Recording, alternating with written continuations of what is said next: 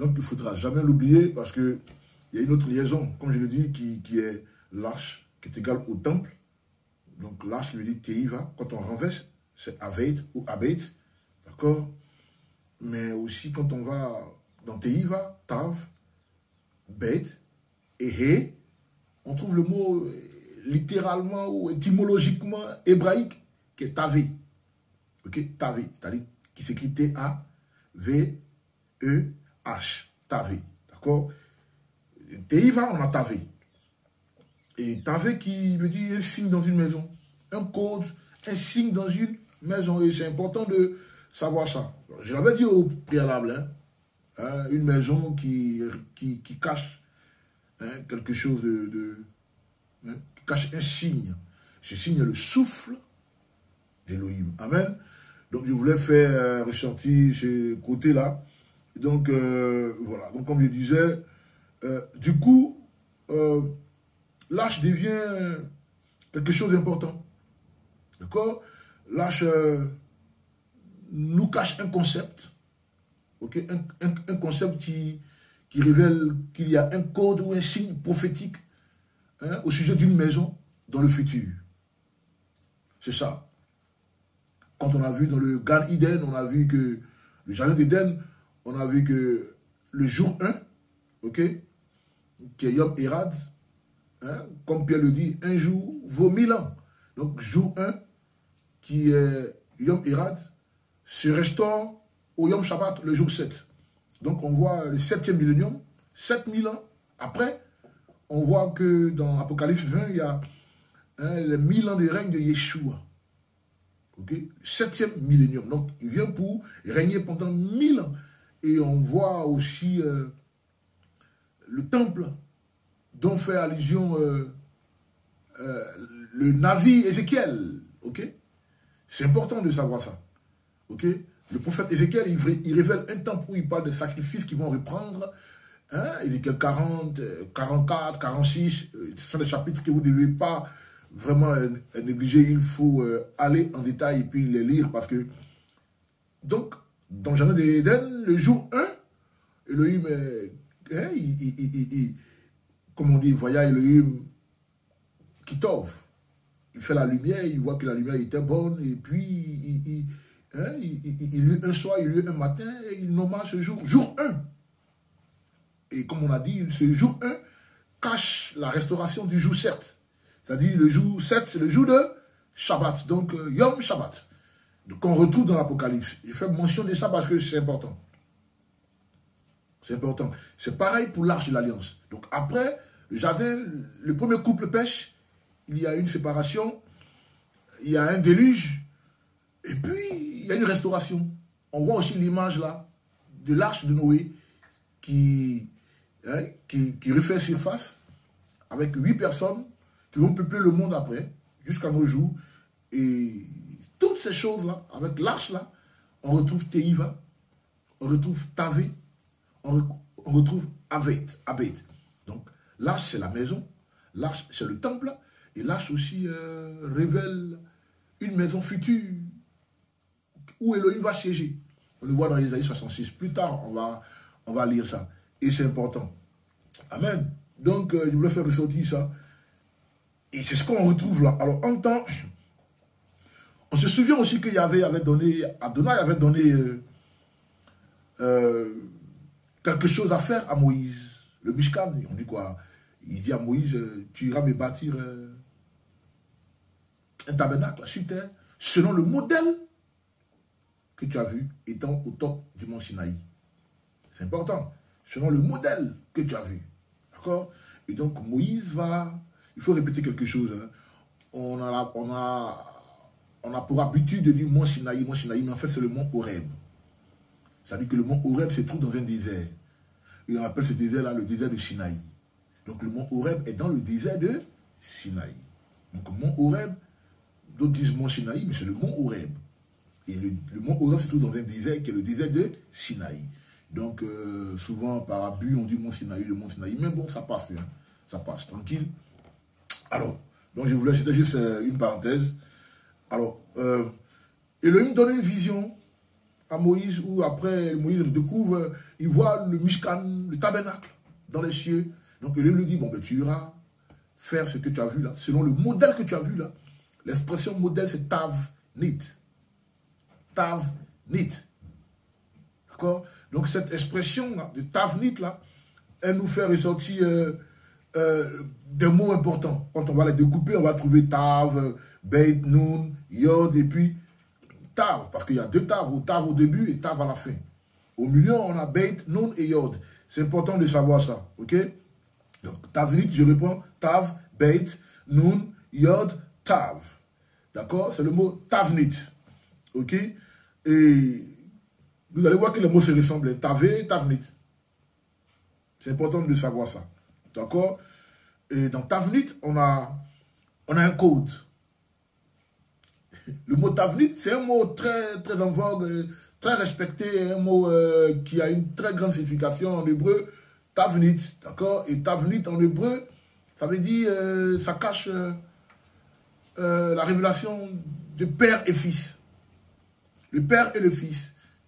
Vous voyez, dans Tav-Nit, on a Beit, on a Nun. Donc on a Ben. On a Av. Donc on a le T, le Tav, du début, le Tav de la fin, Tav-Nit. Au milieu là, on a Avne. Donc on a le Av et on a le Ben. Donc le père et le fils. Qui est à l'image d'un rocher. Le rocher qu'Israël a frappé que Moïse a frappé dans le désert et l'eau a réjailli. C'est en hébreu père et fils. Ok? Qui veut dire Even ou Eben. D'où vient le mot Ben, le fils d'Élohim, Ben. Amen. D'où vient aussi le mot Bin, Bina, la sagesse, l'intelligence, la connaissance. Ok? D'où vient aussi le mot Bana, construction, construire une maison pour le père. Le fils construit la maison du père. Donc du coup, la maison, là, le fils qui est à l'image, qui symbolise le Noé, le Moïse, hein, c'est ce fils-là qui est caché derrière ces personnes-là, qui vont venir bâtir le temple. Là. Donc Elohim déjà, il donne une préfiguration, il donne une ombre de sa descente, hein, de la descente de son fils sur terre, Yeshua, à Mashiach. Et c'est important ce que je dis, il faut retenir ça. Alors, donc on voit que Moïse va aller construire le Mishkan. Ok? On voit l'arche de Noé qui est à l'image du temple, la maison d'Élohim, du tabernacle et tout ça, une tente aussi. Et on voit que plus tard, il donne des consignes à Moïse de faire le Tav-Nit selon le modèle. C'est important, selon le modèle. C'est important de voir ça. Amen. Voilà. Il faut que je mette bien mon talikatan. Amen. Et donc, on a le signe du Père avec le Tav-Nit. On a le signe du Fils aussi, qui est dans le Père et le Père est en lui. Je suis dans le Père et le Père est en moi. D'accord? Et c'est important de savoir ça. Ok?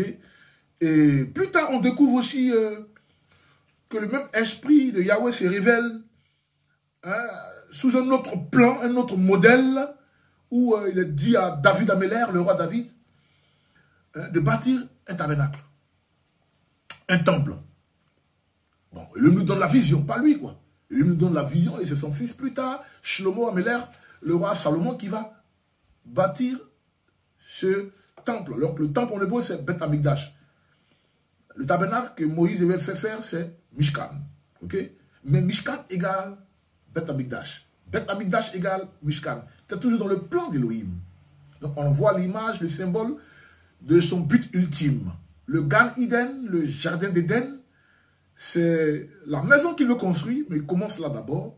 Un déluge, on a l'arche. L'arche qui est Teiva, ok, qui est Aveit, qui est la maison qu'il veut construire. Après, on voit des images, des modèles, où il dit à Moïse de faire le tabernacle selon le modèle que tu as vu. Plus tard, il dit aussi à David, il donne la vision et tout, le plan de ce temple-là, de cette maison-là, à David, qui plus tard passe le message à son fils, Shlomo Améler, qui va bâtir le Beth Amikdash, qui est le temple.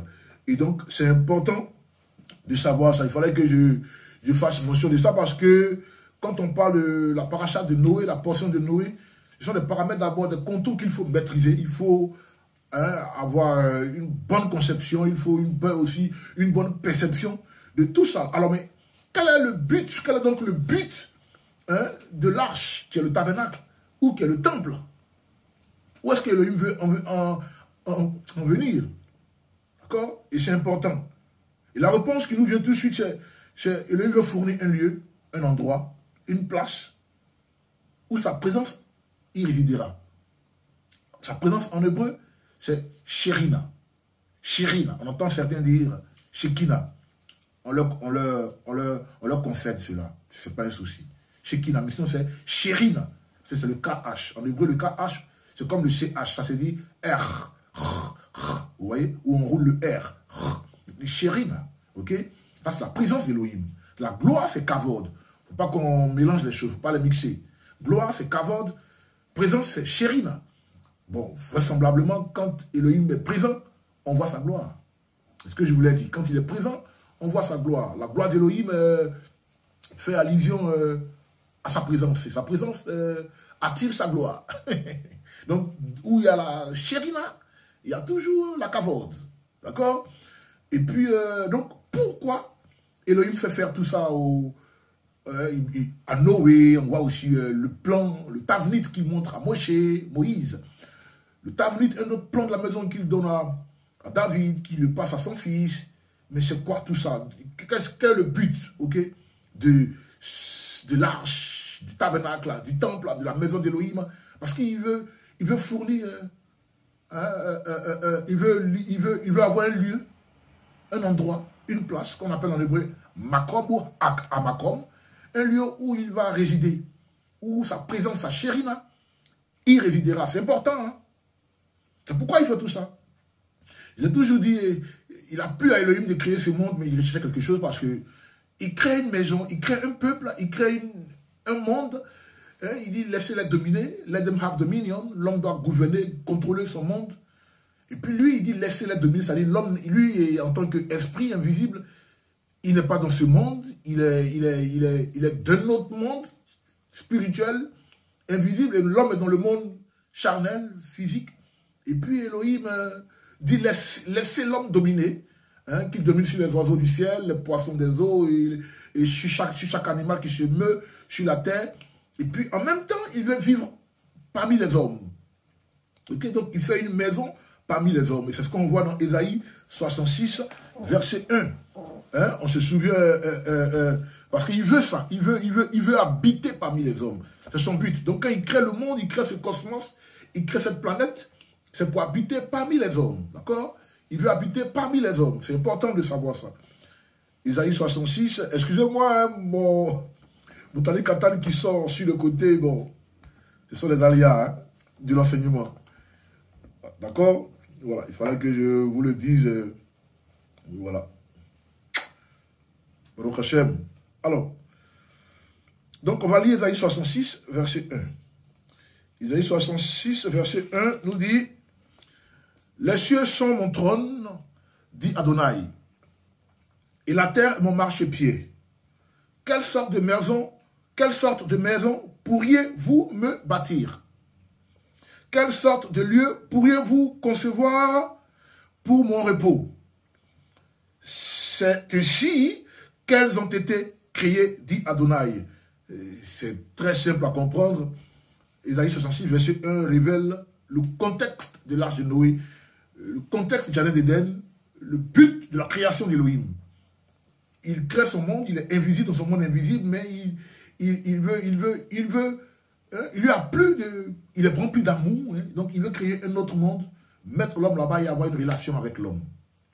J'avais dit dans la paracha passée, Bereshit, qu'il y a l'expression où le 7e jour, Elohim se reposa. Ok? Pas qu'il se repose parce qu'il est fatigué, non. Elohim se repose parce que il veut faire ressortir l'expression de mariage. Donc quand il parle ici, il dit, le ciel est mon trône et la terre est mon marchepied, il fait allusion à son épouse. La terre est à l'image d'Elohim. Vous allez voir, on dit, dans le commencement, Dieu créa, Elohim créa les cieux et la terre. Okay? Bereshit bara Elohim et Hashamayim ve et Haaretz. Okay? Le ciel et la terre, c'est un langage codé. Okay? C'est un langage de mariage. Le ciel est à l'image masculine, à l'image de celui qui est dans le trône, Elohim, et la terre est à l'image de son épouse, d'où sortira l'épouse de la narine duquel il va souffler un souffle. Okay. L'homme, il va mettre le souffle en l'homme. Donc l'homme est l'épouse d'Elohim. Elohim est notre père, mais c'est aussi notre épouse. Okay. Elohim est notre père, mais c'est aussi notre époux parce que nous sommes dans un deal de relation personnelle, dans un deal de mariage. Vous voyez, le décor, il est planté là, quand on parle de maison. Dans la Pacha Bereshit, vous allez voir que je parle beaucoup de maison, de mariage. Et donc, quand on lit là, il dit, la terre est mon marchepied, quelle sorte de maison pourriez-vous me bâtir? Et là, ça fait aussi allusion à une lune de miel, une chambre d'hôtel. Ok? Quand il dit, quelle sorte de lieu pourriez-vous me concevoir pour mon repos? Repos en hébreu, c'est Menoura. Ça parle de se coucher avec son épouse ou se reposer de toutes ses œuvres. C'est Menoura. En hébreu, c'est utilisé Menoura. C'est un langage de mariage. Quand on dit Menoura, c'est comme on parle du Makom. Les deux mots sont à cheval. Menoura et Makom. C'est-à-dire, c'est se reposer dans une chambre avec son œuvre, avec son épouse ou de toutes ses œuvres. C'est l'épouse, en fait. C'est un langage de mariage, là. D'accord? Il dit, n'ai-je pas moi-même fait toutes ces choses? C'est ainsi qu'elles ont été créées. Grand poète et aussi grand prophète, Isaïe 66, le Navi, Yeshayahu, très, très, très important. Alors, si l'arche était ou symbolisait un temple, qui est donc Noé? Comme je l'ai dit au préalable, Noé est un prêtre à l'intérieur de l'arche, à l'intérieur du temple. Tout comme un prêtre opère dans un temple ou dans un tabernacle. D'accord? Vous voyez maintenant l'image qui est en train de se dessiner devant nous. Donc, il est également intéressant de noter aussi que selon l'arche de Noé, selon les Écritures plutôt, l'arche de Noé contenait 6 entités, 6 niveaux de sainteté comme le temple ou le tabernacle. Nous avons les parvis, le lieu saint et le lieu très saint. C'est comme ça que le temple, que l'arche de Noé était découpé avec ces 3 niveaux de sainteté. On a les parvis où on a l'autel des animaux, et à l'entrée du lieu saint, on a où on lave les mains, la cuve des reins. Quand on rentre dans le lieu saint, on passe un premier rideau, on a le chandelier qui nous éclaire, le chandelier, d'accord? On a le chandelier qui nous éclaire dans le lieu saint, où on met de l'huile. On a aussi la table des pains de proposition, d'accord? Hein? On a aussi, c'est pourquoi chaque Shabbat, vous voyez le pain, les halotes, et tout ça. On a aussi l'autel des parfums, hein? Le parfum, l'encens, ok? C'est un autel aussi, d'accord? Et puis on va un autre rideau, au-delà du rideau, parce que le rideau qui a été déchiré, que le soldat romain a vu, c'est le premier rideau, vous voyez, qui nous fait entrer dans le lieu saint. D'accord? Donc on a un autre rideau qui nous fait rentrer dans le lieu très saint. Donc c'est ce rideau-là, quand on dépasse, on a le lieu très saint, on a l'arche de l'alliance. Sur cette arche-là, on a 2 anges chérubins qui se font face. Et donc je voulais faire ressortir cet aspect qui est très, très, très, très important parce que l'arche de Noé regorgeait 3 niveaux de sainteté.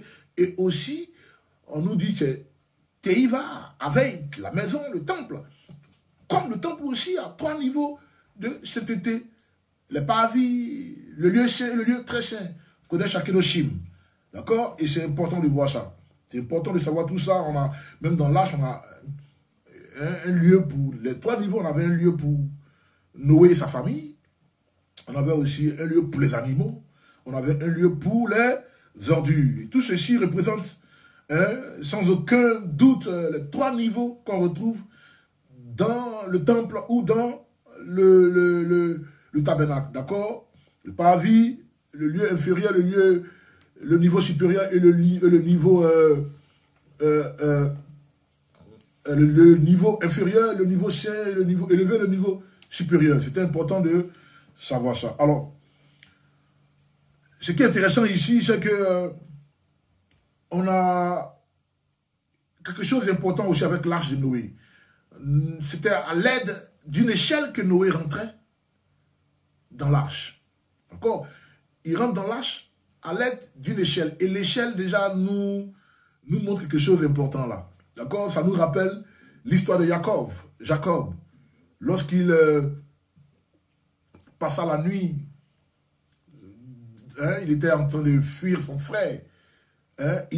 Il allait chez son oncle Laban. Et il passa la nuit dans le désert, sur une place, un lieu. Il met la tête sur des pierres. À son réveil, ça devient une seule pierre. Au lieu de 12 pierres, il met 12 pierres, mais bon, à son réveil, c'est une seule pierre qui apparaît devant lui. Et puis, il est épouvanté, et puis il nomme ce lieu Bethel. Il dit, mais décidément, Elohim est ici. Et puis, il a eu un songe. Dans le songe, il voit des anges qui commençaient à faire va-et-vient entre ciel et terre, mais sur une échelle.